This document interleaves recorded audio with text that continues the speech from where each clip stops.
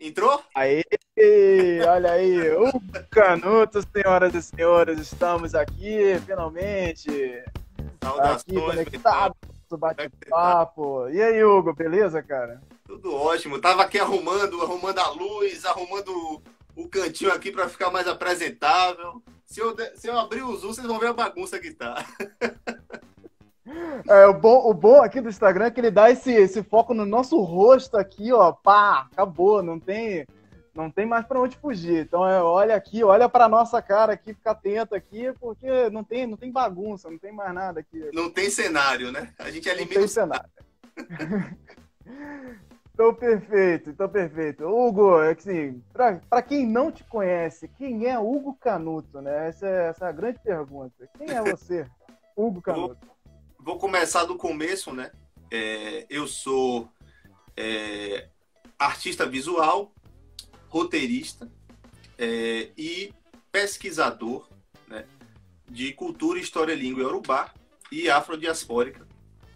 Sou baiano, sou de Salvador e essa talvez seja a grande razão, o grande motivo dessa busca, desse trabalho, que começou há 4 anos, esse mês faz 4 anos, agosto para setembro, que são os Contos dos Orixás. Né? Também sou autor de outros projetos, dentre eles a Canção de Mairuca, mas como todo autor independente, a grande frustração é que as ideias, os sonhos, os desejos são maiores do que o tempo do cotidiano. Então ainda estou lançando alguns outros projetos, mais recentemente, né, 1 ano e meio, foram os Contos dos Orixás que abriram nossa jornada, digamos assim. Sim, você começou com Conto dos Orixás, que nasceu de uma ideia que você estava fazendo os cartazes antes dos quadrinhos, né? Então você fez os cartazes que super viralizaram na rede, que era uma ideia de como se os orixás fossem inspiração para o Jack Kirby, a galera lá da Marvel, esses super-heróis e tal. Então pegou meio com uma ideia do. E se os orixás fossem super-heróis da Marvel? Essa coisa que a internet adora e pira, e aí a É galera pirou nessa engraçado assim. situação e viralizou para tudo que é lado, né? Isso foi em 2016, né? A gente estava até conversando um pouquinho antes. A internet muda muito rápido, né? Mas a internet tem um lado muito gostoso, apesar de todo o lado tenebroso que ela tem, mas tem um lado muito bom, que é quando artistas conectam com o público, essa relação se mostra de uma maneira muito direta, muito afetiva, muito calorosa, que antigamente era mais difícil, né? Porque era uma televisão, era um jornal, era uma edição que filtrava. É muito interessante. Eu já vinha há 10 anos fazendo uma pesquisa muito grande. Eu comecei em 2008, 2009. Não, para valer foi 2011, tá? Tanto do universo tanto do universo indígena, porque eu ficava sempre... A grande questionamento da minha vida sempre foi assim: por que é que não nos chega sobre povos fundamentais na construção do Brasil informações precisas, complexas, profundas sobre sua cultura, sua língua, sua mitologia, sua religião, sua história, suas epopeias, seus sonhos? Por que é que você vai na livraria e você só encontra autores europeus, norte-americanos? Quando muito, indianos, chineses. Quando muito. No Uhum, Brasil, muito uhum, difícil. Fora do Brasil, não. Na Espanha, por exemplo, existe... Você encontra autores do mundo inteiro ali, né? Canadá, etc. E eu comecei a sim. fazer essa pesquisa, e hoje eu olho que são pesquisas, né, muito de autodescobertas. Quem somos como povo? Né? Quem nós somos como indivíduo? Quem somos como povo? Eu sempre pensei muito nessa questão, Exato. né, como baiano, como nordestino. Salvador é a cidade mais negra do continente africano. Mas o que é que isso quer dizer na nossa formação, no nosso dia a dia, na nossa cosmovisão filosófica, na nossa construção epistemológica? O que é que isso quer dizer? Né? Para além do estereótipo, para além da folclorização de certas coisas. Né? E eu pesquisei muito. Então, eu fiz uma pesquisa desde 2011, comecei a estudar muito a cultura dos incas, dos astecas, entrei para a questão dos iorubá, né? O Império de Aksum. Quando você entra no universo da África, né? Das Áfricas, Aí a cortina se abre e a gente desconstrói todos os estereótipos, né? Os lugares comuns. E isso foi permeando minha cabeça ali, algo foi me instigando, me chamando mesmo assim, a refletir, né? O candomblé também entra nesse aspecto com um caminho. Então tudo isso foi, acho que, alimentando o subconsciente, as inspirações. E quando foi mais ou menos ali em 2015, eu sou arquiteto de formação, né? Passei uns anos na arquitetura, mas sempre tive esse chamado da arte, né? E sempre assim, com três objetivos. Assim. Primeiro, falar de coisas que dizem respeito à nossa cultura, ao nosso cotidiano, ao nosso contexto. Não vou, com todo respeito, não vou.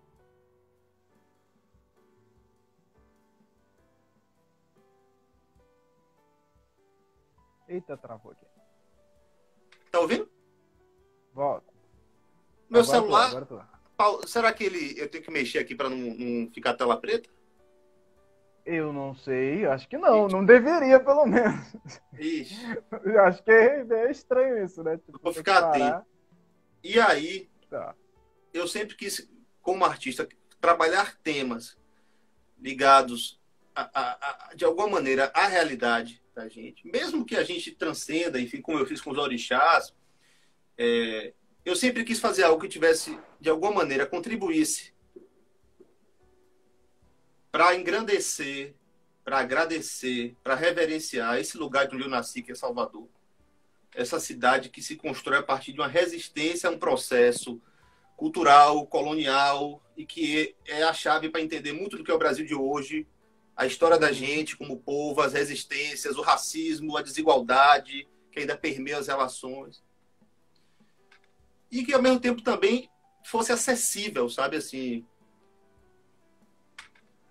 e democrático, sabe, assim. E quadrinho é muito democrático. Quadrinho é uma das formas de arte que ainda são bastante democráticas, apesar dos preços hoje que estão cada vez mais, né, desses mainstream, mas assim, Sim. E não é, enfim, é toda a dinâmica de custos, mas não vou entrar nisso agora. Então, quando eu chego em 2016, naquela arte lá dos orixás, a viagem de uma viagem, né, eu estava no processo de fazer Mairubi, e eu fiz uma coisa quase que espontânea ali, dizer, olha, Jack Kirby criou tantas coisas lindas. Eu gosto muito de Jack Kirby. Por quê? Porque a arte dele, na minha cabeça, não sou intelectual, nem teórico, nem acadêmico, ela está muito mais para Diego Rivera, para os grandes painéis do México, aquela arte em baixo relevo sabe? Uma coisa em baixo relevo, quase arquetípica, aquela coisa pesada de pedra ali, do que para a arte norte-americana, de Norman Rockwell, de Norman Foster, aquela coisa mais realista. É muito iconográfica. É muito iconográfica. Aquilo me fascinava. E ele passeou por muita coisa. Ele fez um projeto que eu acho lindo. O pessoal conhece mais assim, X-Men, não sei o quê. Eu nunca gostei muito, para falar a verdade. Nunca fui assim um fã. Quando eu lia quadrinhos, ainda leio muito quadrinho, dos heróis. Spider-Man, Homem-Aranha, X-Men, nunca fui. Eu sempre gostei dos mitológicos, digamos assim. Então, os Novos Deuses. Sim. Meu primeiro quadrinho com 11 anos foi os Novos Deuses. Era a briga de Darkseid com Orion, sabe? E é engraçado porque não publicava no Brasil nada disso. Eu ficava pirando com aqueles conceitos ali. O Thor, gosto muito. O Conan, né? O Pantera, que também saía pouca coisa, mas tinha aquela coisa ali daquela cidade africana que fugia do estereótipo e tal. Sempre foi essas coisas assim, meio que o que não era mainstream, que chamava minha atenção no quadrinho, né? De Marvel, né? Assim, de super-herói. Nunca fui muito do Superman, do Batman. Mulher Maravilha eu gostava, porque era uma questão mitológica, né? Aquela fase de Jorge Pérez era fantástica. Fantástica. Muito bonita. Até hoje tem uma cena do Olimpo, assim, que o conceito que os deuses andam em níveis gravitacionais diferentes. Um tá de cabeça para baixo, outro tá de lado. Aquilo é bem bonito. Aí, sim, o Jack Kirby. Tem um Lord of the Light que ele fez, que depois foi até usado como storyboard para aquela operação lá do Argo, que ele se inspira nas divindades indianas. E isso eu vi, rapaz, eu vi numa exposição. acho que foi muitos anos atrás, uma exposição com aquelas artes originais imensas, assim, entendeu? Então, isso tudo Sim. permeava muito minha cabeça.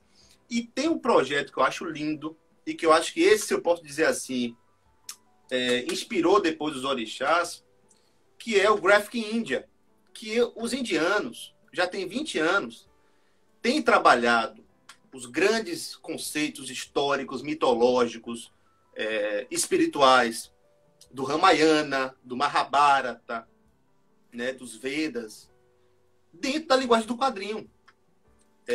Tem um projeto do Grant Morrison, que ele até escreveu, de Deepak Chopra, que é indiano, também escreve, que escreveu aquele livro... Agora eu estou na dúvida se foi ele que escreveu Ponto de Mutação, mas não sei, enfim. E aí, os hindus, indianos, já fazem há pelo menos 20 anos essa tradução dos universos arquetípicos, dos heróis, das divindades, do Arjuna, né? O Mahabharata, aquela luta linda. O Mahabharata é a base de qualquer história. A pessoa fala de Gilgamesh, da Bíblia. Não, o Mahabharata é a grande Índia, né? É o grande épico. Que é Pandavas contra os Kaurava, que é uma história que aconteceu há mais ou menos 5 mil anos atrás. Então, é uma epopeia e tem o envolvimento dos deuses, né? Krishna. E, ao mesmo tempo que tem esse aspecto épico, heróico, de destino, de reflexões, tem também um aspecto espiritual de sabedoria, né? A grande batalha é dentro, não é fora. Então, tudo isso eu sou apaixonado. Eu sou estudioso de mitologias, de culturas, de religiões, né? Mas não apenas no aspecto intelectual acadêmico. Não é esse. É um aspecto de busca, de autoconhecimento. Passa por outras vivências, né? Então, tudo isso permeava a minha cabeça naquele momento. E aquela arte saiu de uma maneira tão assim ingênua. Eu disse, olha, e se era aniversário dele, né, 100 anos, 90 anos, e se Kirby tivesse, de alguma maneira, tido contato com essas histórias dos orixás, com os Itã, né, com essas epopeias, com as histórias de Xangô, com as histórias de Ogum, né, e foi um exercício, né, artístico, mas também uma provocação para dizer o seguinte: por que é que a gente vive numa sociedade brasileira em que 50%, 60% da população é afrodescendente, né? Pretos, pardos, e aí. Sim. E os orixás são demonizados, são atacados, porque essa cultura, que é o próprio alicerce, o próprio útero de tudo que nós somos, boa parte do que nós somos, né? É tratada desta maneira, e tudo que é de fora é exaltado de maneira acrítica, é exaltado, é reverenciado. Demais, demais. E essa arte produziu uma explosão. E eu achei isso maravilhoso. Tem gente que gostou, gente que não gostou, mas é isso. A arte é isso. A arte é provocadora de reflexão. Você está entendendo? Sim. E eu fiquei muito surpreso, eu não esperava. Não foi assim intencional. Não tinha planos de fazer naquele momento um quadrinho dos orixás. Porque eu estava com Mairubi e até hoje tento retomar, mas o destino ele tem coisas que são maiores do que a gente, né? E foi muito bonito.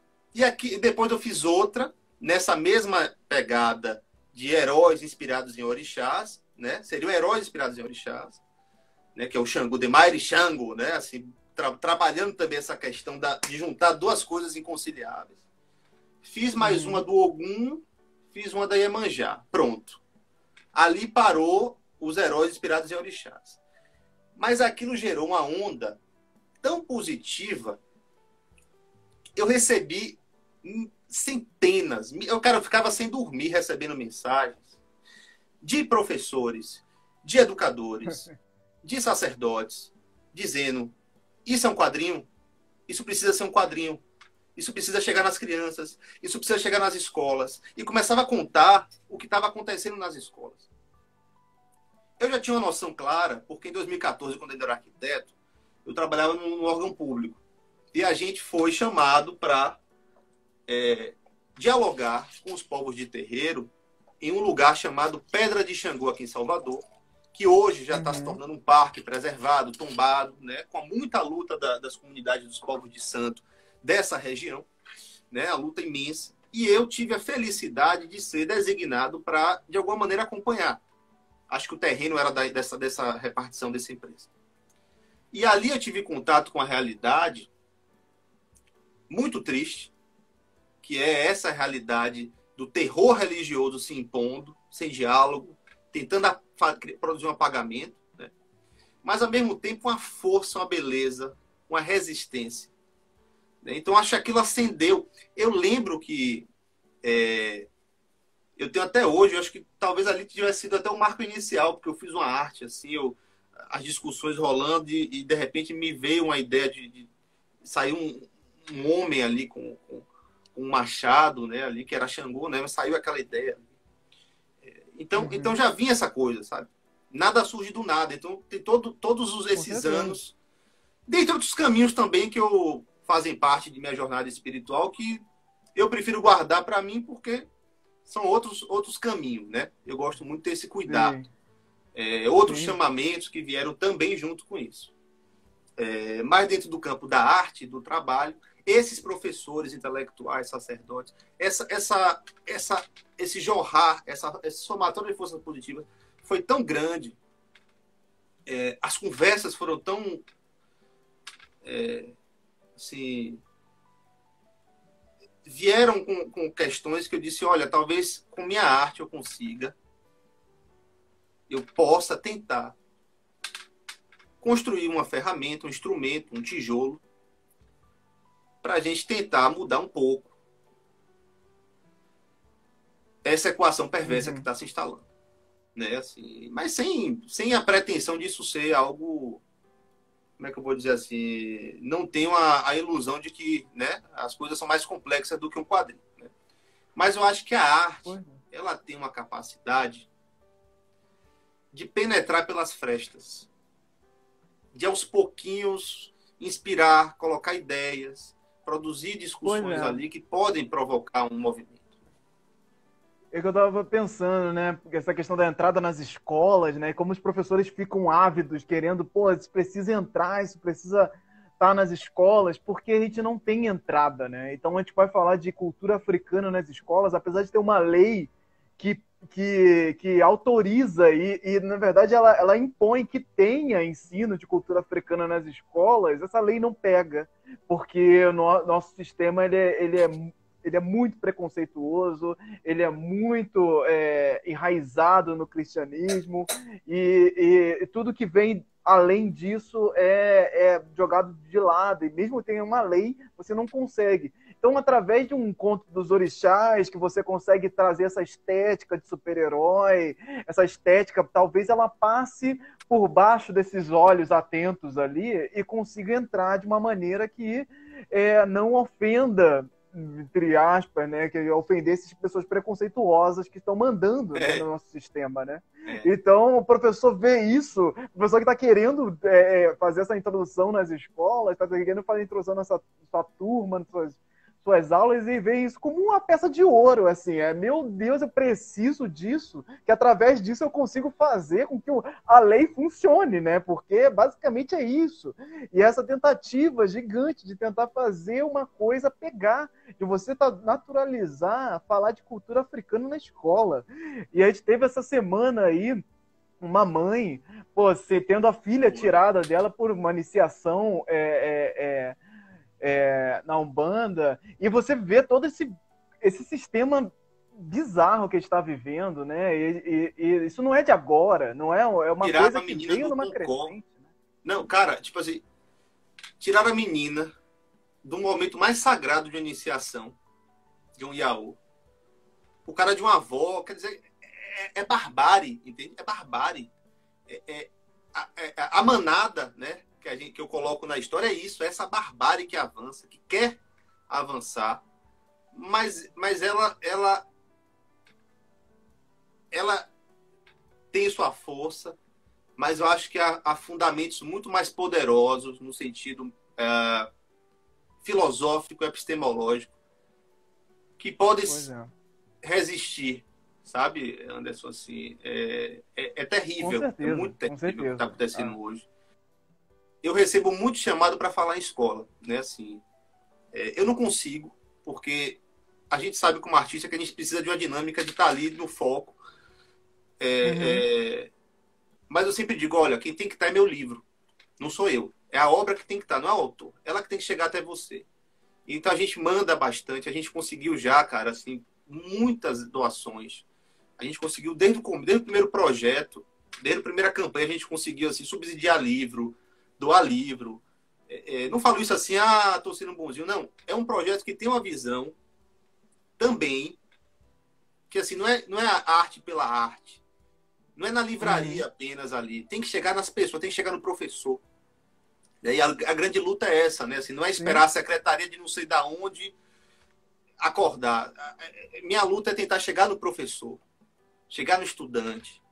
Assim. Claro, como autor independente, sou eu, com dois braços, meu pai que me ajuda muito, né? Assim, então a gente tenta de qualquer maneira assim fazer esse trabalho ser essa onda e chegar nas escolas, nas comunidades de terreiro, né? Uhum. Sabe? Eu acho assim, eu, Hugo, não consigo fazer nada sem que de alguma maneira eu tente que as coisas reverberem dessa maneira também, entende? Assim, sem criticar nenhum colega, acho que cada um tem seu caminho, quem quer fazer seu trabalho Sim. ali, desenhar, né? Enfim, cada um tem seu caminho. Né? Mas o que se desenhou no Conto dos Orixás, nesse projeto que já tem 4 anos, é um projeto que tem um braço da arte, da comunicação dos quadrinhos, tem esse braço Sim.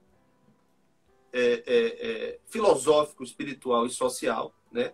De tentar também ser um encaminhamento de desconstrução, né?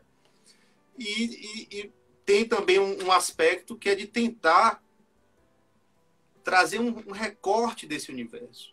É um universo imenso. Né?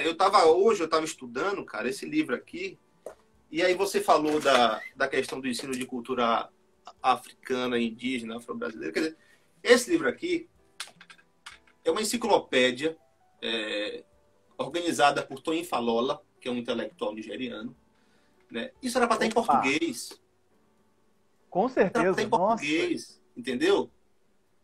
Os autores em nossa, Yorubá têm muita que estar em coisa. português, para que a gente ouça da fonte as coisas Sim, também.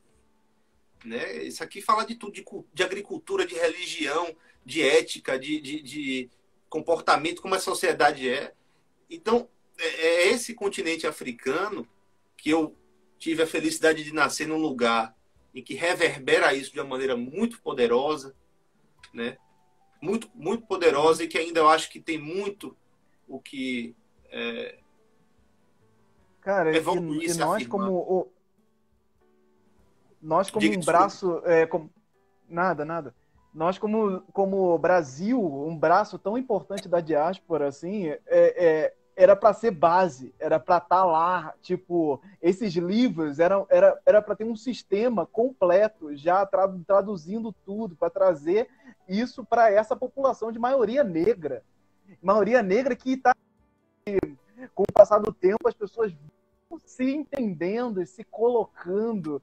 E isso é uma força muito nossa, assim. Não existe um governo trabalhando para que as pessoas se sintam confortáveis e se considerarem negras. Assim. E para você ter um país de 54%, 55% se autodeclaram, imagina as pessoas que ainda sofrem para se entender nessa posição. E, cara, trabalhos assim é que fazem com que a coisa consiga atravessar essas barreiras, né? Atravessar isso e chegar nas pessoas com um nível de orgulho que é indescritível. Eu imagino quantas e quantas vezes você recebeu pessoas em prantos, olhando o seu trabalho, falando com você, emocionadas de verdade pelo que você fez, entendeu? Ano passado, a gente rodou, a gente foi para pelo menos 6 estados, né? Até para o Mato Grosso do Sul, lá para Pantanal queimando lá, eu estava lá, entendeu? É, fizemos eventos lindíssimos, lindíssimos. Uma coisa que eu tenho orgulho não é o orgulho da vaidade, o orgulho assim da satisfação. É que a gente saiu dessa bolha do leitor de quadrinho habitual brasileiro, né? Geralmente São Paulo, aquela coisa ali, né? Você sabe, porque a maioria dos reprodutores de conteúdo, produtores de conteúdo, a gente sabe, né? A visão é muito homogênea ainda, né? É estrutural. Com certeza. Mas a gente saiu disso aqui e a gente tem um público que vem de outros espaços, que não é o leitor habitual de quadrinho, muitas vezes, tem o leitor habitual de quadrinho, são maravilhosos, mas também um público que vem de outros espaços, né? Da academia, dos terreiros, das artes, enfim, das pesquisas. Então isso foi muito bonito e principalmente por duas histórias que me marcaram muito, assim, muito. A primeira foi no Rio de Janeiro, no Museu de Arte do Rio. Ano passado, faz um ano, né? Que eu fiz um evento muito bonito, lotou a casa cheia, né? E eu super... Rio de Janeiro é território sagrado como é Salvador, né? Enfim, tem a dinâmica da Umbanda também, que é maravilhosa. E uma mãe contou que o filho sofre preconceito na escola, que dizem que o filho dela cultou o diabo, que dizem que o filho dela... E quer dizer, uma criança de 8 anos, Miguel o nome dele. E a mãe de Miguel levantou e começou a contar essa história pra gente. E do como, através desse trabalho, ele vai levar esse livro para a escola. Sim. Sabe? E assim, e que ele agora tem algo ali que ele pode mostrar para os colegas um pouco do que é esse universo que ele vive. Uma criança de 8 anos. Sabe? E eu lembro que a gente ficou todo mundo muito assim, na palestra como um todo, emocionado por ver assim que é uma realidade que se repete pelo Brasil inteiro, sabe, Anderson? A gente está ouvindo relatos de que estão se proibindo o Jorge Amado. Entendeu? Assim, sabe, cara? Sim, e outra que mais me tocou, tem muitas histórias, demora para puxar, mas a que mais me tocou foi na Comic Con, que é um evento que, olha, se tem um evento que nos deu espaço ao longo desses anos, cada vez mais é esse evento, sabe? Eu sou até agradecido. Uma menina veio e fez assim. Ela falou assim: a minha mãe nunca leu um livro. A minha mãe é empregada doméstica. Minha mãe nunca leu um livro na vida.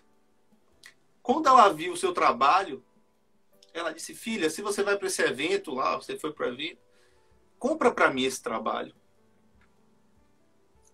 E eu disse a ela assim: você não vai comprar. Você não vai comprar. É presente. A sua mãe não lia porque nunca escreveram para ela. Putz. Entende o que é o que a gente está fazendo, assim?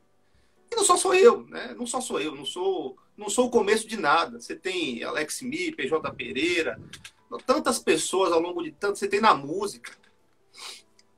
Mas é o que a gente consegue com a arte. Sabe? Então... é demais. É uma alegria, é uma responsabilidade. Trabalhar com a temática dos orixás de maneira séria, de maneira comprometida, é uma jornada que não é simples. Outros autores fazem, como eu falei, cada um do seu jeito, não julgo, também não dou minha opinião. Mas eu, Hugo, tenho muito cuidado. A gente teve o respaldo, conversei com lideranças religiosas de Candomblé aqui na Bahia.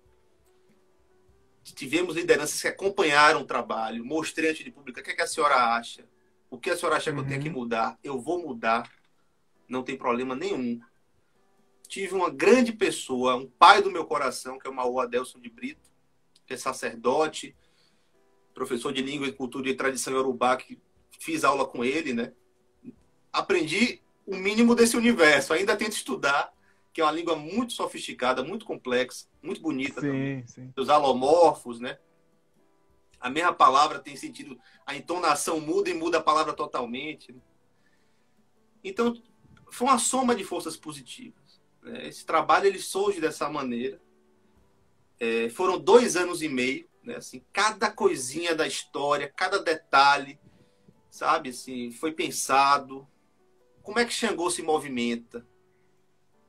Como é que é um alujá de Xangô? Como é que ele se movimenta no alujá? Como é que ele se movimenta no batá? Como é que isso vai para um quadrinho? Como é que a gente traduz isso para um quadrinho?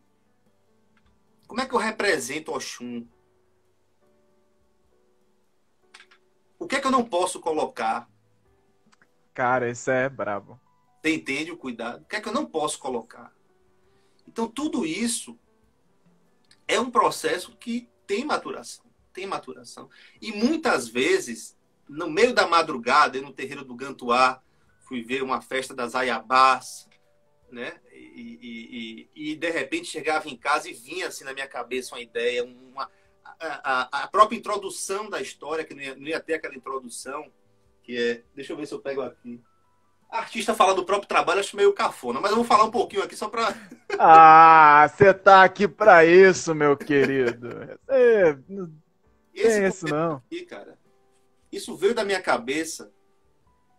Eu estava em uma das cerimônias no terreiro do Gantuá. E aquilo, eu saí de lá com isso na cabeça, esse começo na cabeça. Isso aqui. Essa imagem é uma homenagem, uma referência a uma escultura de Iemanjá que existe no Rio Vermelho, de um artista chamado Tati Moreno. Sim, minha namorada ama essa escultura. Tá vendo? Toda essa estética daqui foi inspirada a partir de uma pesquisa nas portas dos palácios de Ekiti, na Nigéria, nos baixos relevos, lindíssimos, em madeira, esculturas em madeira. Então, toda essa estética do começo é uma referência à estética iorubá.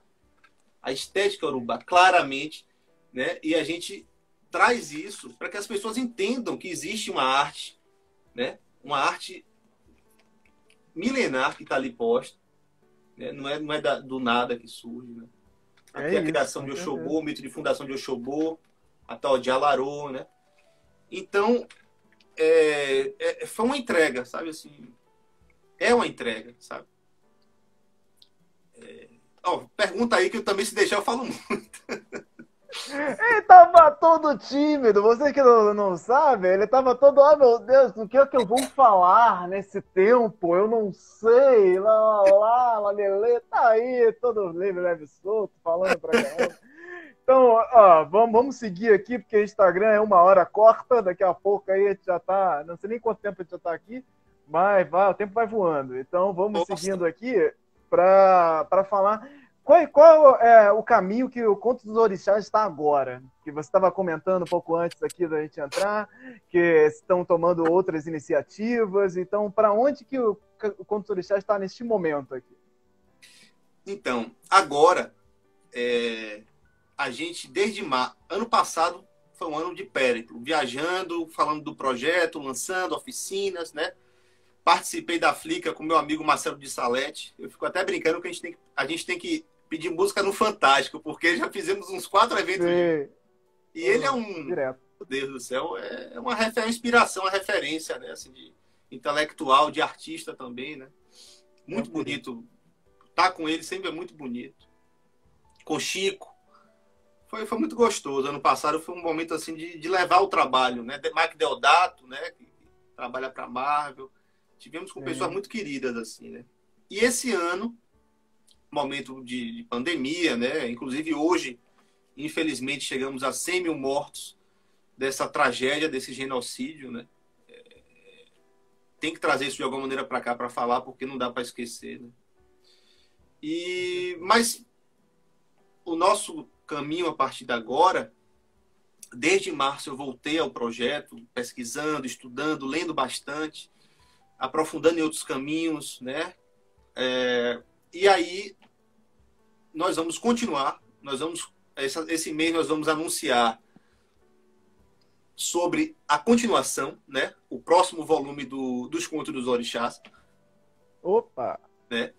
E o que eu posso adiantar é assim, passado 4 anos dessa ideia inicial, dessa ideia ingênua, despretensiosa ali, né?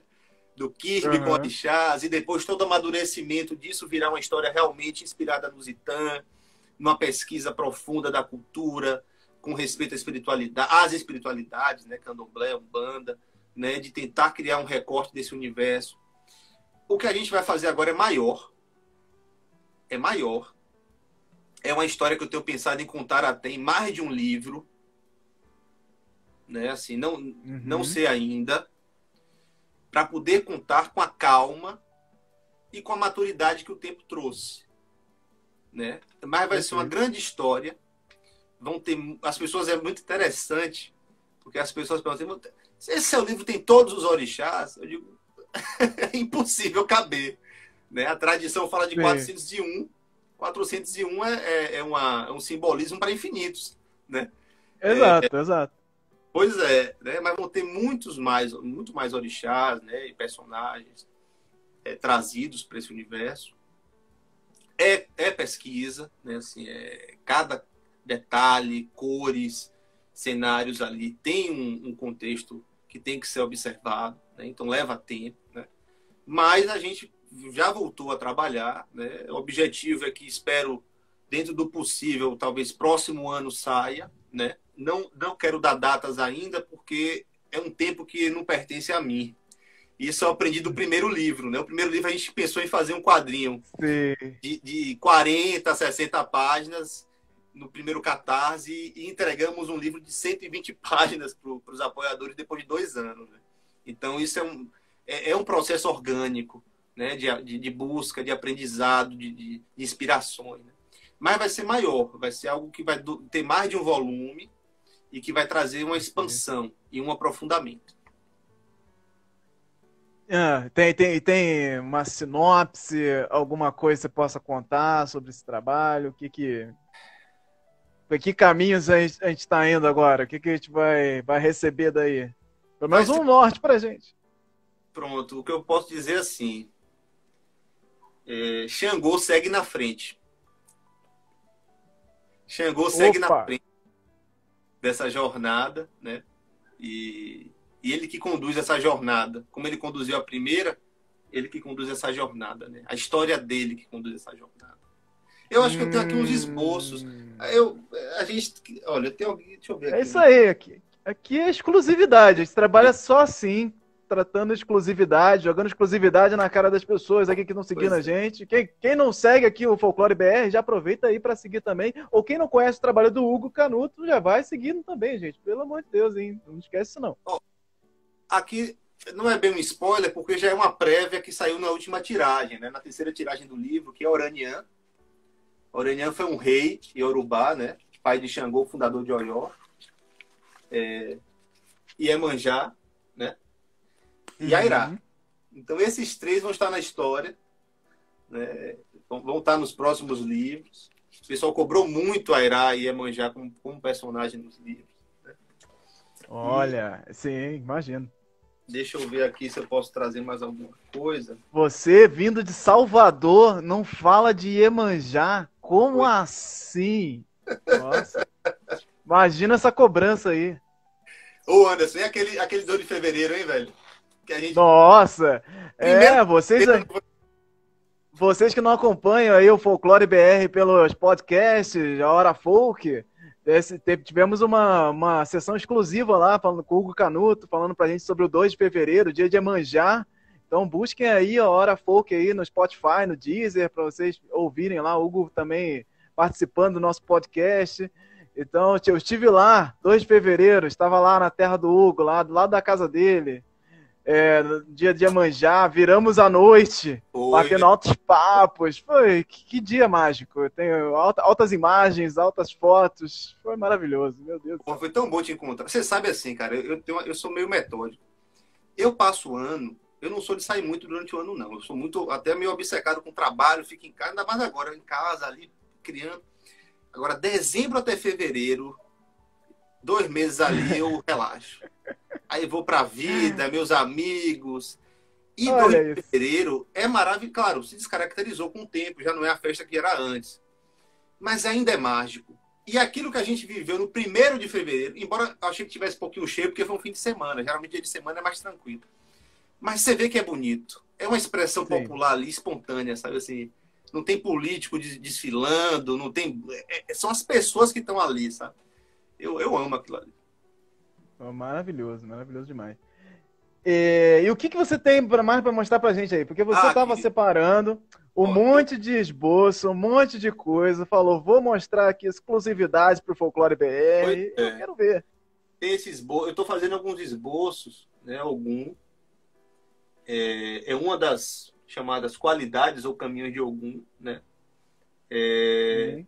Trazendo um pouquinho aqui. Claro que ainda está no esboço, mas eu tenho procurado cada vez mais uma estética, uma indumentária que dialogue com a tradição iorubá, né? Assim, claro, sendo daqui do Brasil, não posso esquecer, né? Mas essa pesquisa tem sido muito, muito importante, das referências Olha aí. visuais, dos adornos, das armaduras, dos objetos, né? Tem um trabalho muito que eu gosto muito do meu amigo Hélio Menezes, que é antropólogo, sobre arte afro-brasileira, que eu também recomendo as pessoas lerem. Acho que foi a tese de mestrado ou doutorado dele, não lembro. Deixa eu ver se tem mais coisa aqui. Tá uma bagunça isso aqui, mas acho que eu vou puxar aqui um pouquinho para você. Mostra pra gente. Aproveitando aí o tempinho que ele está procurando, teremos a live agora na quarta-feira, então fiquem atentos, continuaremos falando de mitologia brasileira. Então dá uma olhada na nossa programação aí no Somando Visões. Olha aí. Os esboços a lápis. O que eu acho mais As lives bonito... elas acontecem aqui no Instagram e no YouTube. Estamos no youtube.com/folclorebr, dá uma olhada lá também. Que vão esse mês de agosto aí, live o tempo todo. Que bom. Esse Alsain que eu fiz há alguns meses. Eu tenho Perfeito. trabalhado muito com lápis, cara, com técnica tradicional. Voltei, sabe? O digital, ele é... Acho bom. Eu gosto do digital, mas ele estava um pouco cansado, assim. Eu gosto de voltar pro básico, sabe? Pro artesanal, para sentir a nuance da cor. Isso eu estava sentindo muita falta no digital, né? Sim, a gente se perde bastante no digital, né? Porque a gente acaba querendo firular, fazer um monte de coisinha, dar os detalhes do detalhe. Pô, no manual ali você tá tão focado no papel, é você e o papel. Então vai embora ali. Rapaz, é interessante, assim, porque eu voltei a trabalhar com aquarela. E aquarela... Tem um amigo meu, Robson Moura, que é um grande quadrinista e também ilustrador, ele falou assim, aquarela, até o erro sai bonito. E eu acho que é isso mesmo, não tem erro, né? A aquarela tem uma coisa assim que é quase espiritual no fazer com aquarela, que é muito gostoso. E eu estava tão condicionado ao digital, por causa do quadrinho, né? Foram quase 2 anos ali, e o digital para quadrinho, infelizmente, é muito... É difícil fazer no Brasil um quadrinho todo de aquarela, pintado, porque as técnicas gráficas, o resultado às vezes sai muito diferente. Na França você tem os bureaus, aquela coisa do que tratam, né? Tem aquele cuidado maior. Mas a aquarela, eu acho que ela traduz uma espontaneidade que no digital eu pelo menos tenho dificuldade às vezes assim com a cor, né? A cor é mais chapada, a cor é mais... Eu sinto essa diferença, não sei, é a coisa muito minha, assim. E eu tenho pensado numa mistura, né? Tentar fazer um pouco dos dois ali para ver se sai uma coisa diferente do habitual, né? Não sei. Sim, acho interessante, né, cara? Porque a gente tem essa questão. O problema maior da aquarela é esse passar para você imprimir, né? Esse processo de impressão na aquarela que dá uma trabalheira. Aí tem a galera comentando, pô, prefiro tradicional e tal. Sim, eu acho que muita gente que trabalha com tradicional e digital, muita gente prefere o tradicional, seguir pela arte tradicional.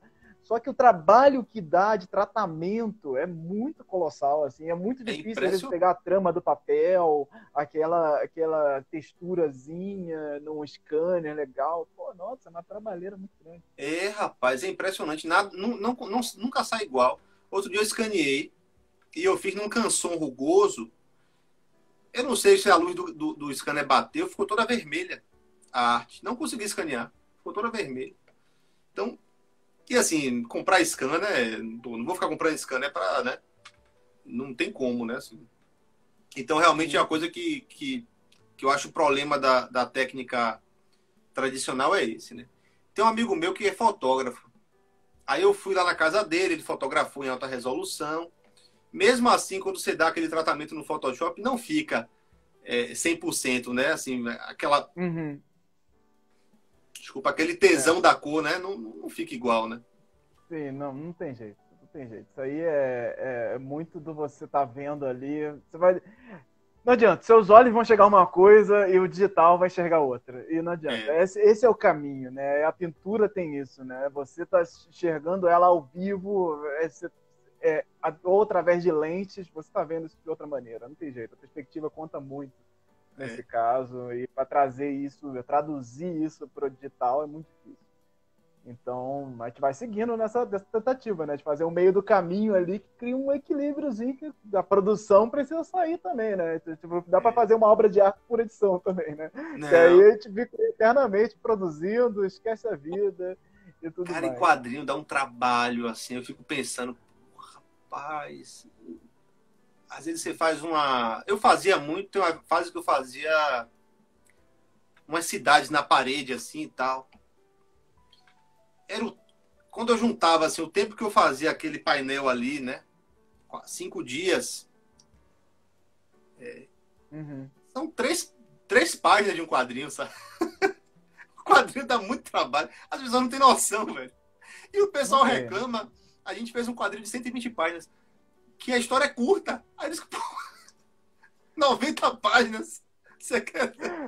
Nossa, você tá sangrando ali, né? 90 páginas, coisa linda, meu Deus. Só isso, só isso. Ah, meu Deus do céu. Você não tem noção do quanto trabalho que dá isso, minha gente. É muito trabalho. Achei curta, achei que ficou curta.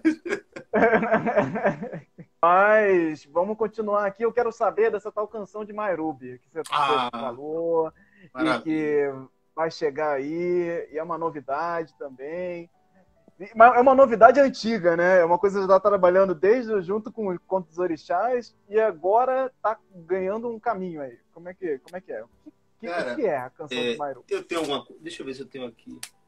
Eu vou mostrar só um pouquinho mais aqui do processo do Conto dos Orixás. Só antes da Bom, gente entrar para Mairubi, eu tranquilo. queria mostrar aqui um pouco de pesquisa, né, de referência visual, né, cortes de cabelo, indumentárias, pesquisas de... Deixa eu pegar aqui para ver se eu tenho aqui esse negócio. É engraçado que no processo de quadrinho, cerca de, sei lá, 60% não entra na produção final, né? Assim, a gente trabalha no universo, faz todo o processo de, entre aspas, construção de universo, né? E o resultado final é engraçado porque muita coisa fica de fora. Deixa eu pegar aqui para... Tem uma cena, Anderson, que é a chegada de Larô, né? De Larô e dos dois rapazes que acompanham o Larô, que é essa daqui, Uhum. tá? Só para o pessoal entender um pouco a Sim. dinâmica do quadrinho. Essa cidade, né? Cara, o tamanho original desse desenho... Deixa eu mostrar para você aqui. O tamanho original desse desenho é 1:2, tá vendo? Aham. Para você conseguir dar os detalhes, né? Você tem que fazer um negócio gigante. Só que, na verdade, não são são 3:2. É um tríptico. São E, três? aí, e depois escanear, fotografar. Então, teve esse Caraca. lance de assim, tentar trabalhar fundo a construção de cenários, a construção a gente chama dos ambientes, né? Das cores dos ambientes. Enfim, falando um pouco de como o quadrinho também se constitui nesse processo de produção mesmo, assim, né? É um filme de baixo orçamento, né? Eu costumo dizer isso. Nossa, você tá falando isso de filme, eu tô aqui só pensando, cara. Imagina a gente ver o nosso Pantera Negra sendo um conto dos orixás aí, hein, ô Canuto? Seria lindo. Ei, Quero você na equipe, viu? Já tá contratado aí, já tá contratado pra gente fazer. Meu Deus, eu ainda quero chegar esse dia aqui que eu vou estar anunciando aqui junto contigo aqui, ó, isso acontecendo. Gente, anota aí, ó, vocês estão aqui, ó, 20 pessoas aqui na live, anotem isso, hein? Anotem nosso Pantera Negra chegando aí, o Canuto e companhia, hein? Daqui até lá a gente aumenta esse número aí. Na próxima a gente aumenta esse número aí. Mas você perguntou de Mayrubi, né? Mayrubi é diferente de orixás, porque enquanto orixás eu reverencio uma cultura que existe, né? Uma cultura que está aí, que é um trabalho de pesquisa e de adaptação. Mayrubi é um processo de invenções, de reinvenções, de imaginação, né?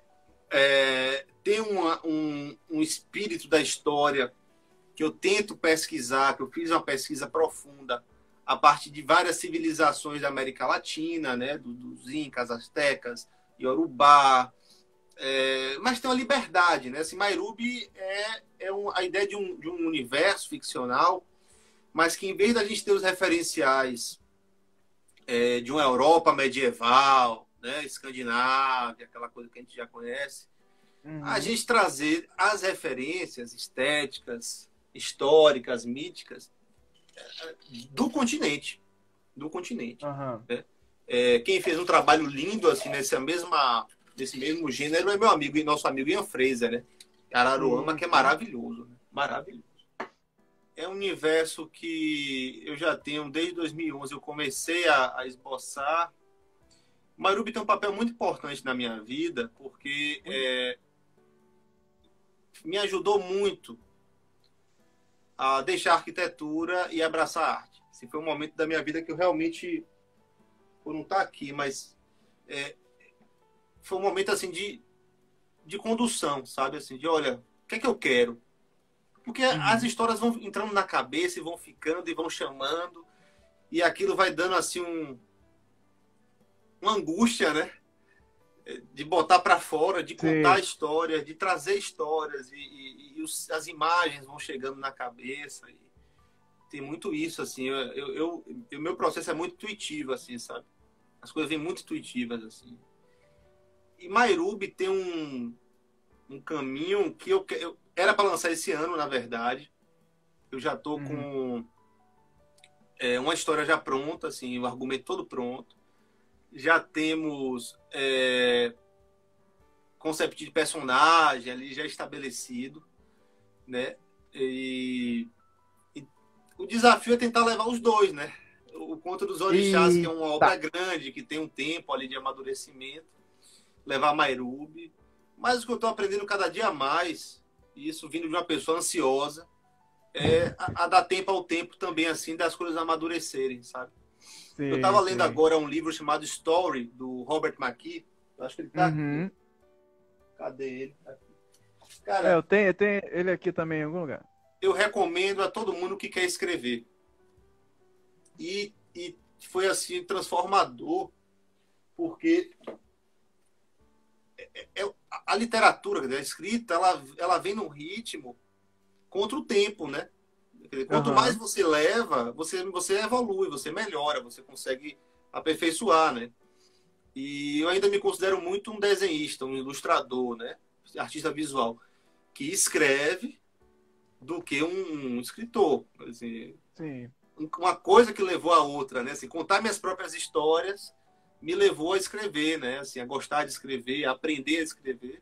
Mas eu ainda acho que tem que amadurecer muita coisa ainda assim, né?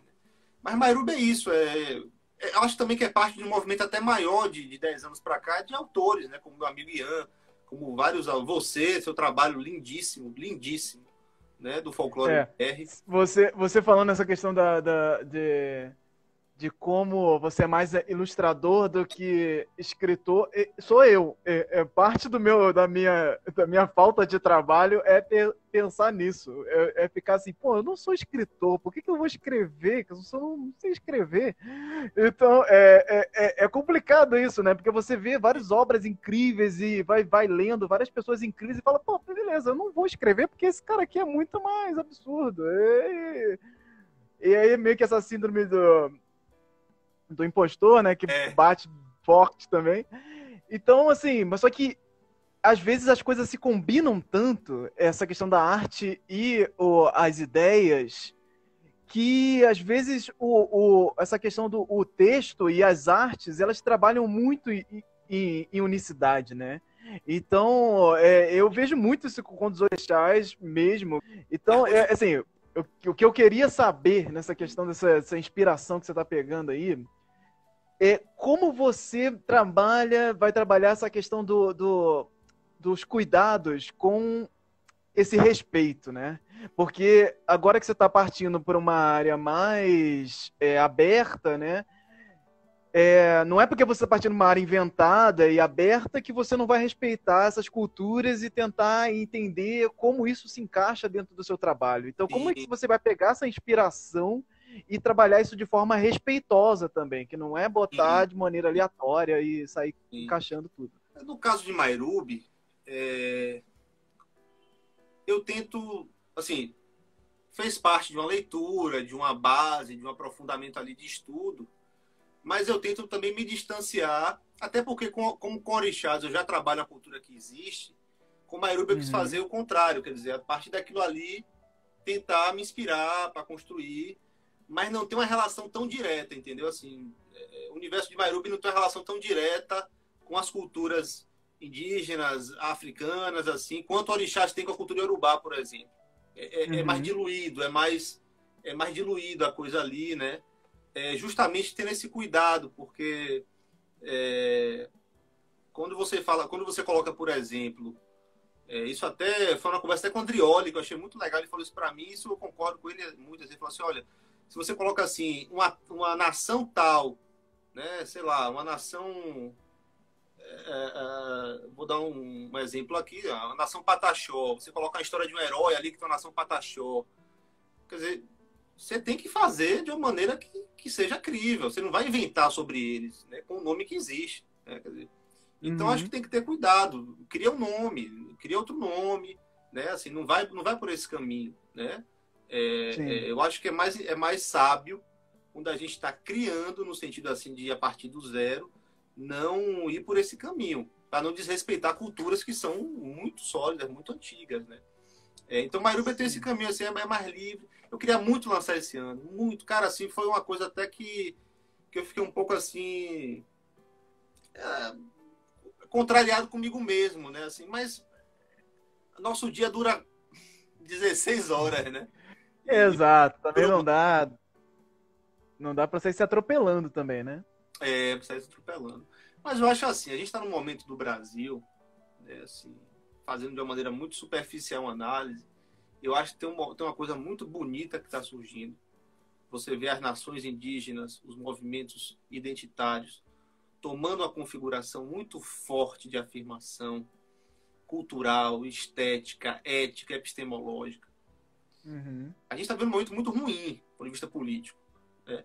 Mas, por outro lado, está vindo um movimento aí muito bonito que quebra aquela coisa do Brasil homogêneo que foi construído de maneira mentirosa, aquele discurso Sim, exato. oficial, e caminha até talvez para um Estado plurinacional, né? Assim, Exato. de nacionalidades, de identidades, né? Assim, o próprio Nordeste se insere nisso de uma maneira muito própria, né?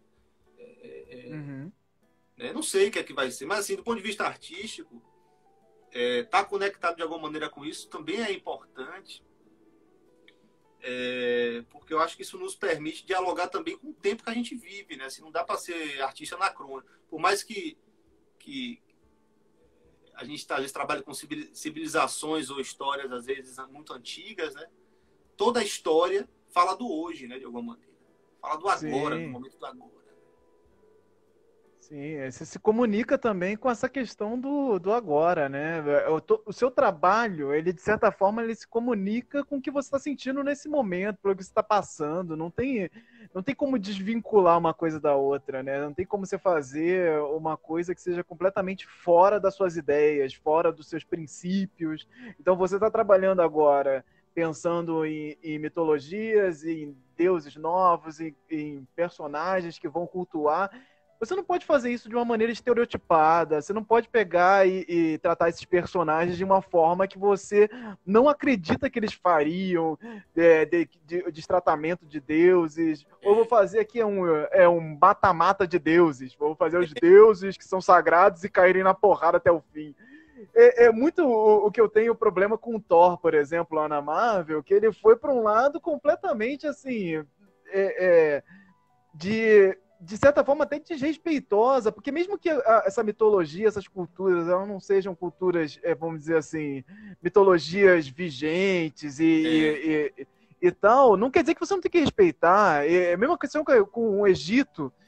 A mitologia egípcia, ela é desrespeitada descaradamente até hoje, e de formas assim absurdas no cinema, que eu sempre lembro do filme Deuses do Egito, com os brancos. É um lixo. Pô, que cara horroroso, cara. Transformers do Egito com os deuses brancos, europeus e tudo mais. Então até hoje você tem esse tratamento. Era 7, não era Gerald Butler que era 7? Sim, sim. E, cara, o que é isso, né? Na academia hoje você ainda tem uma galera que defende que o Egito não é negro, né? Então, como é que você vai tratar isso dentro do seu trabalho, né? Você tem que tratar com respeito. Não é porque essa cultura, ela não é uma cultura tão grande assim hoje. Não é o cristianismo. Você não está falando.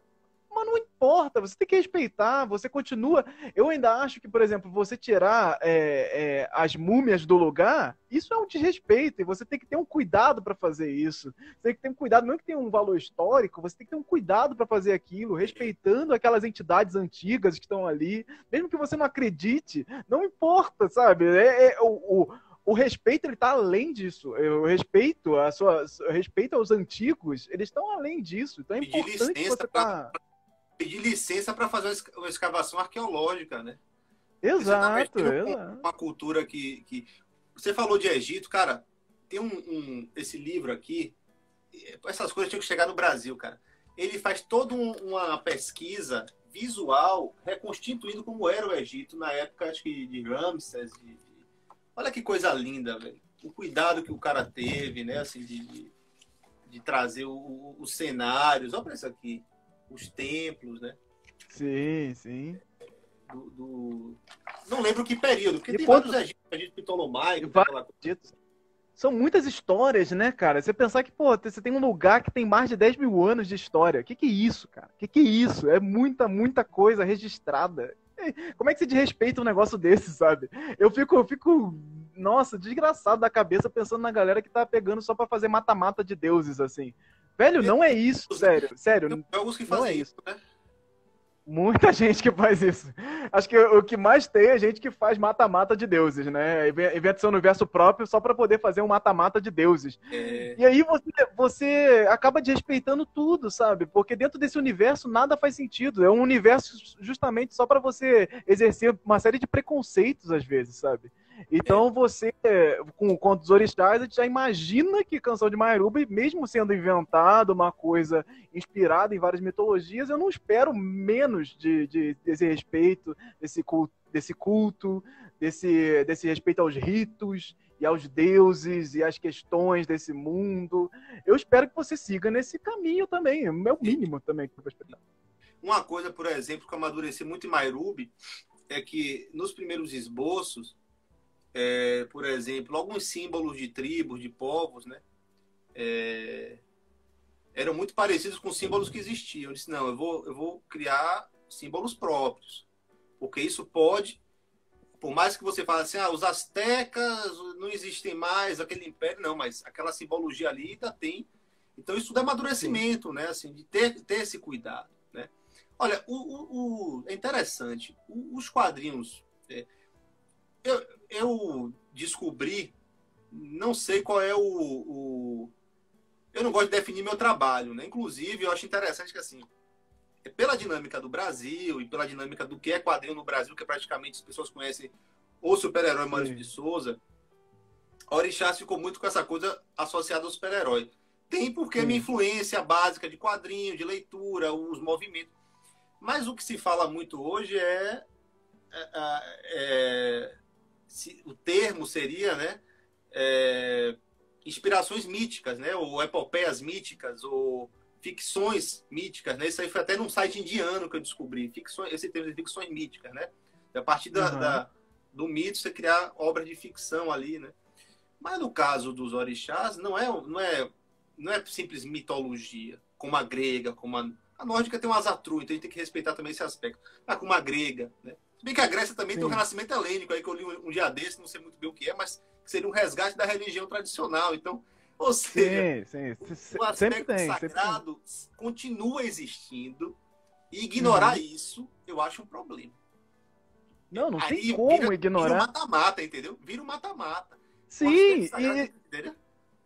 e não tem como ignorar, cara, como isso reverbera na nossa cultura até hoje, sabe? Ignoram. Como isso reverbera nas culturas dos países, mesmo que essa mitologia ela não seja vigente, pô, com certeza tem gente que ainda tem aquela estatuazinha que vai lá, que vai fazer uma reza, que vai É, fazer um ritual, que aí você punk. vai ter uma festa que vai estar relacionada a isso. Com certeza todos os países têm, todos os países mantêm seus símbolos, mantêm o seu respeito, É, mantém essa questão. Isso não tem como você desvincular isso, mesmo que você coloque isso como, muita gente chama de cultura morta. Odeio esse termo, que é tipo, não morre, cara. Essas coisas se mantêm nas se pessoas. fosse Como é morta, a que você gente não mata uma conhecia coisa ela. de. Hã? Se fosse morta, a gente não teria conhecido ela. Com certeza, Por com a morte, certeza. E você não ela sabe. vive através das pessoas, né? Se morreu, você não sabe. Não Por tem jeito. exemplo, é, é, realmente algumas. Os etruscos, né? Assim, a gente não sabe muito sobre eles. Mas se você disser que não existe a influência dos etruscos na formação de Roma, você está sendo, né? Quer dizer, não morreu, tá ali. Tem coisa dos etruscos ali, né? A Sim. civilização de Mohenjo-Daro na Índia, né? A civilização do rio Oxus, dos Citas, quer dizer, tem muita coisa que ainda persiste. O Grande Zimbábue, né? Quer dizer, tudo isso tá ali, está presente de alguma maneira, né? A história é Uhum. um contínuo, ela não tem reset, né? Se a gente está aqui hoje é porque há Sim. milhares de anos, né? E o que eu acho Exato. bonito, é isso que eu acho assim bonito. Veja, tem gente que gosta de pesquisar a história do Japão, França, Inglaterra. A minha Aham. paixão pela pesquisa e pelo estudo da cultura urubá é que é uma civilização que mantém, hoje, 2020, conciliando, né, com a tecnologia, tradições de 2.000 anos. Sim. Tradições de 2.000 anos. Hoje estão os cara, esse povo tem uma capacidade política, intelectual, cultural tão forte que manteve vivo, passou pelas piores situações que a raça humana já propiciou. Sim, sim. Saiu maior e manteve, cara. E a história de Ritos, resistência maior não tem, né, cara? entendeu? Isso é de um ensinamento. Você quer saber como era a Grécia Antiga? O pessoal tem aquela visão que foi a construção cultural dos europeus iluministas, Atenas, filosofia. Eles faziam magia, eles tinham ritos mágicos, eles cultuavam os deuses, eles tinham a mesma visão de crença, entendeu? Assim, quer dizer, você vê em várias civilizações tradicionais a mesma, as mesmas características ali ao longo do tempo. Então, quer dizer, é um registro da experiência humana em pleno 2020, né? Que não se fossilizou, que se adapta, se transforma, se transmuta, mas que também Aham. permanece viva aquela coisa. Isso é muito bonito. Isso é de uma riqueza, de uma beleza que a gente tem que valorizar, entendeu? Não, com certeza, cara. Às vezes a gente fica muito mergulhado nessa questão hollywoodiana, esse mercado de entretenimento, do mata-mata, da loucura, do tanto faz, e esquece o quanto de simbolismo tem nas histórias, o quanto de simbolismo tem para se preservar, se tratar, se resgatar. E não é só isso, né, cara? Assim, seu trabalho é um grande exemplo desse caminho que a gente tem para se inspirar, para você produzir, para você pensar a cultura brasileira. Cara, a cultura brasileira é um negócio gigante. Você tem noção do que é o tamanho do Brasil? É só isso. Eu acho que falta muito nas escolas, assim, às vezes, você falava pra criança assim, ó, cara, o Brasil é desse tamanho aqui. E você dá um exemplo esdrúxulo e fala, cara, como assim é desse tamanho? Como assim cabem tantos países assim dentro do Brasil? E aí você tem essa noção de que, cara, isso aqui é gigantesco. E assim, tem muita coisa pra gente amar aqui, pra gente respeitar. Muita história de resistência de vários povos, vários e vários povos, cara. Isso, assim, não dá pra você falar que o Brasil é uma coisa só. É impossível, é impossível. Já tentaram muitas e muitas vezes e a gente tá aqui com várias culturas até hoje falando, cara, não dá, não dá, isso é plural. Ser brasileiro é você ser plural, é você ser diverso. A diversidade, ela devia estar na bandeira, assim, devia ser uma das palavras da bandeira lá que estão querendo mudar aí, pensando, quais as palavras vão para a bandeira brasileira? Diversidade seria uma delas, com certeza. E assim, não tem como a gente não pensar nisso. Então faz muito sentido e eu acho que é um respeito grande. Eu queria saber se você tem esboços aí para mostrar, que eu sei que lá no seu site tem vários trabalhos sobre Mayrubi, já há vários anos tem postado lá. Eu queria saber se tem alguma coisa para mostrar para a gente aqui agora, nesse momento. Você espera 10 segundos para eu pegar, que está lá no andar de cima aqui do... Espero. Mayrubi, eu vou mostrar para você. Cara, eu acho que eu preciso repensar algumas coisas. Mayrubi, eu cheguei a fazer em 2015 um quadrinho inteiro de 54 páginas, que nunca foi publicado. Publiquei só umas 8 páginas, fiz uma prévia. Porque no meio do processo eu disse, não é por aí, não é isso que eu quero. Tá todo desenhado no lápis, e eu disse, não cheguei onde eu queria com essa história. Eu preciso mudar. E aí, desde então, tem sido um processo assim, é meu laboratório, de certo modo. Assim. Mas eu vou mostrar para você algumas coisas. Os brinquedos. Vai brincando aí, se divertindo. Até um dia nasce essa criança, né? É isso. Um dia nasce. Tem muitas histórias que a gente vai gestando só, né? E aí um dia ela vem. E tem coisas que não vão... Também que não sabem. Olha, deixa eu mostrar para você. Esses cadernos aqui, eles são todo o background que eu fiquei ao longo dos anos escrevendo de Mayrubi, sabe? Assim, eu pegava esses cadernos e ia esboçando conceitos. Deixa eu ver aqui. Aqui, por aí. Esse caderno aqui, tem uns esboços, tá vendo? Esboço bem solto, cara, assim, bem... O que ia vindo na cabeça, eu ia tentando absorver ali. Os mapas, a fauna. Foi um aprendizado também grande para conhecer o Brasil, sabe? Assim, me interessar pelo próprio Brasil, pelo clima, pela geografia, né?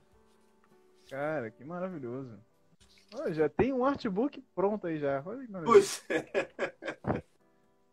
Cara, Mayrubi é isso. Assim, claro, isso aqui não é o que vai pro projeto final. Tem muita, assim, por exemplo, se eu vejo um símbolo, sei lá, um símbolo asteca que eu acho interessante, eu coloco aqui, mas depois isso vai se transmutar, se desfazer e repensar para virar outra coisa, né? Mas é muito assim, pesquisa no sentido de aprofundamento, de estudar tecidos, alimentos, arquitetura. Deixa eu ver aqui, tem mais coisa. Cara, isso me lembra bastante o Magic the Gathering, agora os card games, eles estão fazendo uma série de mundos diferentes, né? Então, inspirados nas nossas mitologias, né? Então, você vai encontrar lá o Egito, vai encontrar inspirações árabes e tudo mais. E são uns trabalhos lindíssimos, né? Que essas cartas têm esse trabalho de ilustração maravilhoso. E eles estão entrando nesses mundos inspirados totais. Você olha assim, pô, muito parecido, lembra bastante, mas com essa pegada deles mesmo, né? De mística, de magias e no jogo. Pô, tá maravilhoso também esse trabalho. Magic, cara, eles fazem umas coisas assim que chega a ser covardia, né? A qualidade da arte. Quando você tem dinheiro, aí você vai, né? É isso também. O Karl Kopinski, essa turma, né, ilustradores assim de Sim. ponta, pô, cada um faz uma arte, quer dizer, cada um faz uma pintura Sim. foda. Eu comecei a comprar os livros que saíram pela Planeta de Agostini, mas parei Sim. uns 8 livros, porque é muito bonito, né? Assim, não é meu estilo, né? Eu sou mais gráfico do que realista, mas tem uma potência ali visual que você diz, porra, isso chama atenção, né? Assim, Sim. Deixa eu ver se tem mais coisa aqui. Tem aqui, tem esse rei, tá vendo? Então, isso aqui foi 2011, 2012, quer dizer, Orixá já tinha alguma coisa aqui, entendeu? Você já vai saindo, né? Olha aí que já tá sendo gestado há muito tempo. Isso até é um problema, porque tem que sair, senão começar a ficar... Exato. Senão ele começa a travar na cabeça, né? Que vai se atropelando as coisas e não ganha vida nunca. A questão da construção de mundo, Anderson, eu acho que ela é muito bonita, porque a depender do tema que você escolha, né? Quer dizer, digamos que eu fosse ter feito China do Império Ming, sei lá. É também uma construção interna de mundo, né? Quer dizer, você começa a descobrir as coisas, pesquisando. É muito gostoso esse processo antes de começar a escrever, né, essa pesquisa. Como é que esses povos pensam, né? Você começa a se questionar no que eles acreditam, né? Como é que são as relações. Isso é muito... Sim. O pessoal chama de metapoese, né? Isso que eu acho massa. Tem vários livros em inglês que não saem no Brasil sobre metapoese, quer dizer, como construir mundos, como... Os caras estão lá já, anos na frente, teorizando essas coisas. É muito isso, né? A gente tá muito atrás com muita coisa, né? É isso também. Tá engatinhando aí nosso Brasil, o último século aí, século passado, foi só de porrada e tentando entender, e agora a gente continua nessa porrada, tentando entender, pô, o que é ser brasileiro ainda, né, no final das contas. Então, pra gente, às vezes, acaba ficando difícil você fugir dessa linha europeia, porque é onde a coisa está estruturada, né? Onde os universos, a forma de fazer, essa questão do bem e do mal, que é outro problemaço que eu acho que, assim, a gente tem um problema absurdo, nessa questão do bem e do mal. Por que tem que ter o bem e o mal justamente estabelecido, esse vilão maligno porque sim e tal? Essas coisas assim, a gente precisa desestruturar muito, repensar muito esse lugar, e como a gente trabalha isso natural na nossa vida, né? Tipo, precisa ter um vilão, precisa ter essa linha do divino, delineada dessa forma, do Deus superior, da hierarquia. Eu acho que isso vale muito a gente discutir e olhar para nossa cultura mesmo, e você vai ter várias respostas para isso, né?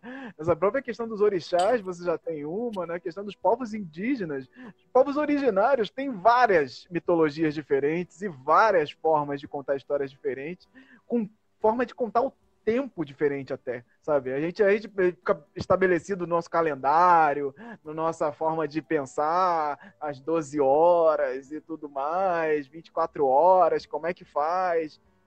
E você tem vários símbolos diferentes aí que você pode tratar, medir o tempo, inclusive, de formas que outros povos faziam, que outras formas. O Yorubá, por exemplo, né? O sistema tradicional é vigesimal, é múltiplo de 20. Então você não fala 20, você fala 16 menos... Não, você não fala 16, você fala 20 menos 4. Né? São outros sistemas. Tudo isso ajuda a gente a compreender a experiência humana. Porque, infelizmente, assim, você falou do maniqueísmo, né? O próprio maniqueísmo, quer dizer, ele vem lá atrás da Pérsia, a Ahura Mazda, Arumã, o zoroatrismo, aí influencia o cristianismo primitivo, a doutrina de Maniqueu lá no século II. Quer dizer, de repente a gente está em 2020 e isso continua. A gente tem que entender isso até para se desconstruir desses conceitos, né? E isso, além da semana ter 4 dias e não 7, Zezé falou exatamente. E o ano novo ser julho, o ano novo Yorubá em julho. Olha! Quer dizer, olha que lindo isso. É outra maneira de viver, né? E eu me preocupo muito porque o Ocidente, ele a cultura ocidental, cara, isso é uma opinião minha, tá? Eu não sou antropólogo, assim, ela é apocalíptica.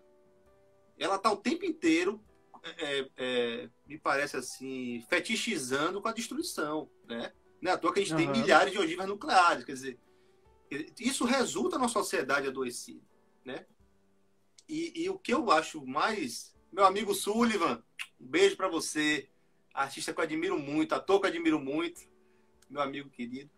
E isso, para mim, isso que eu acho bonito e que acho verdadeiro ali, que pode ser uma resposta para o mundo, a filosofia africana, por exemplo, as filosofias africanas, elas não são apocalípticas. Elas são integradoras com a natureza. Não é a visão cristã de mundo, imundo, sujo. É cosmos. Nós somos parte dessa relação, nós somos parte desse processo. Nós temos um lugar nessa construção, a natureza tem o dela também, que interage. Então, isso, para mim, pode trazer a cura para essa grande doença de sociedade que a gente está vivendo hoje.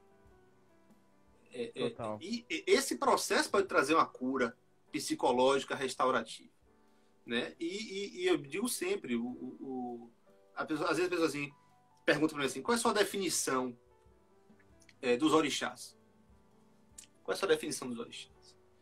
Assim, os orixás são a força da vida em um mundo devotado à morte. Os orixás são a força da vida em um mundo devotado à morte.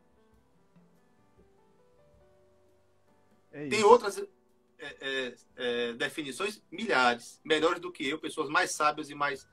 Mas o que eu penso é isso. A vida, a família, o amor, a natureza, a relação com a terra, a relação com o mundo, com o afeto, com a ancestralidade que todos temos. Pretos, brancos, mestiços, amarelos, vermelhos, todos viemos de algum lugar.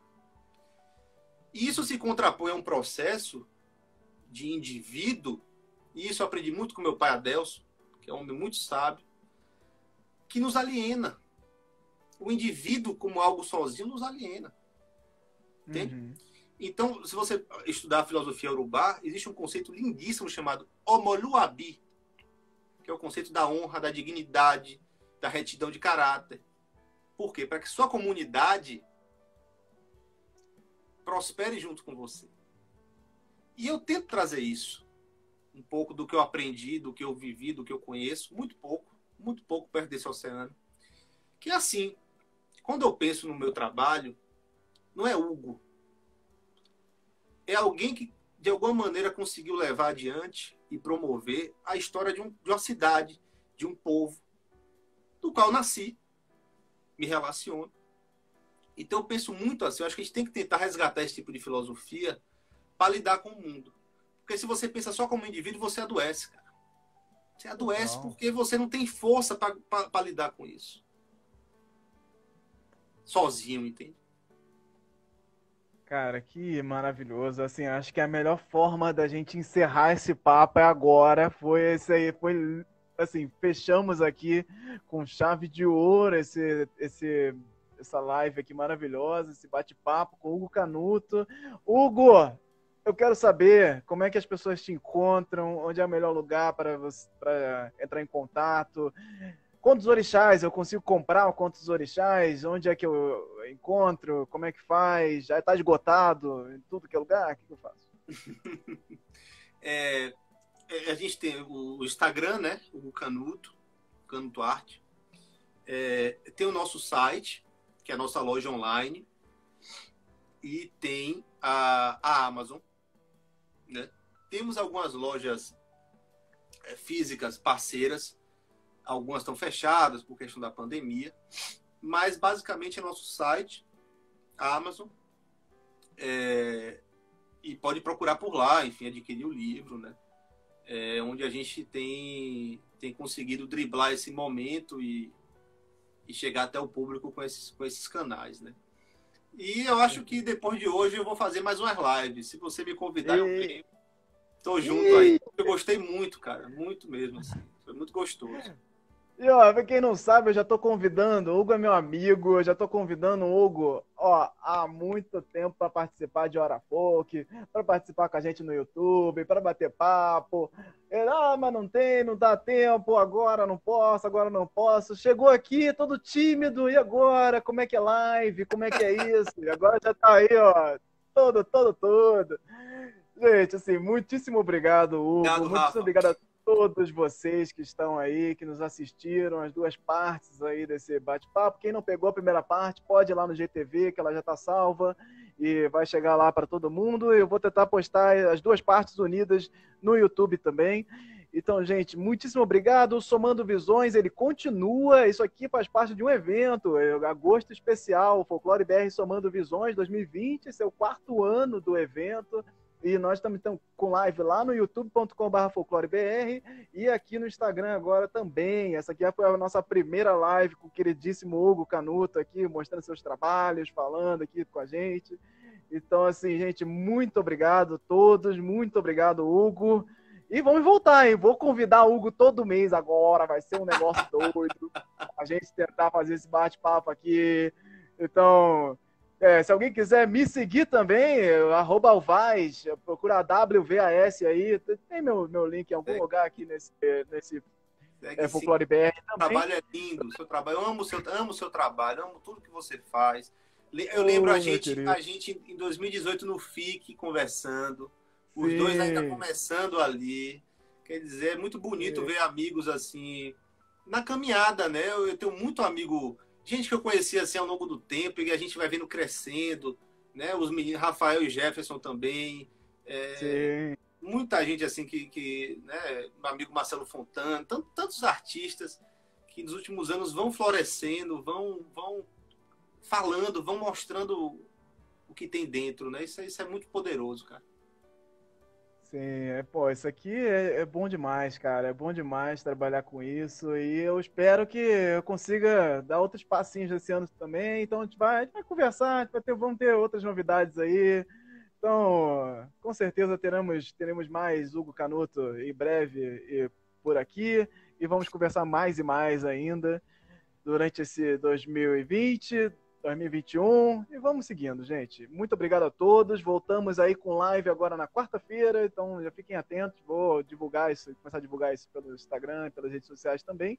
Sigam a @FolcloreBR aí pelas redes sociais e fiquem atentos. Gente, muitíssimo obrigado. Hugo! Um abraço, meu irmão. Obrigado por tudo, viu? Muito feliz. Valeu demais. Agora que o convite aconteceu, a gente vai fazer mais. Com certeza, gente. Então... Tchau. Estou encerrando aqui, senão a gente vai ficar aqui até amanhã. Aí o Instagram corta a gente porque é assim, né? A gente conversa aqui até amanhã. Gente, muito obrigado a todos e até a próxima, hein? Tchau. Valeu, Hugo! Valeu, irmão.